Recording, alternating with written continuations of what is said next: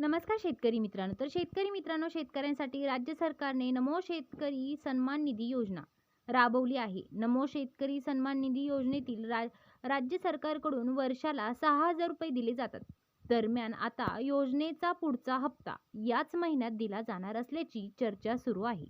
राज्य सरकारची नमो शेतकरी योजना ही पीएम किसान योजनेच्या धर्तीवर सुरू करण्यात आलेली होती.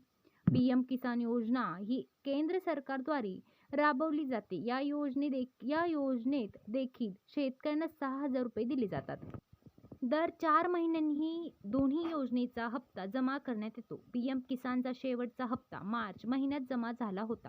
यामुळे याच महिन्यात शेतकऱ्यांच्या खात्यात 4,000 रुपये जमा होणार आहेत. 90 ते 94 लाख शेतकऱ्यांना फायदा. राज्यात नमो शेतकरी योजनेचे एकूण 90 ते 94 लाख लाभार्थी आहेत. या शेतकऱ्यांना नमो शेतकरी योजनेचा हप्ता मिळणार आहे. केंद्र सरकारच्या पीएम किसानचा हप्ता जमा झाल्यानंतर 2 ते 3 दिवसातच राज्य सरकारच्या नमो शेतकरी योजनेचा हप्ता जमा केला जाईल असे सांगितले जाणार आहेत. तर शेतकरी मित्रांनो, 9वा हप्ता कधी?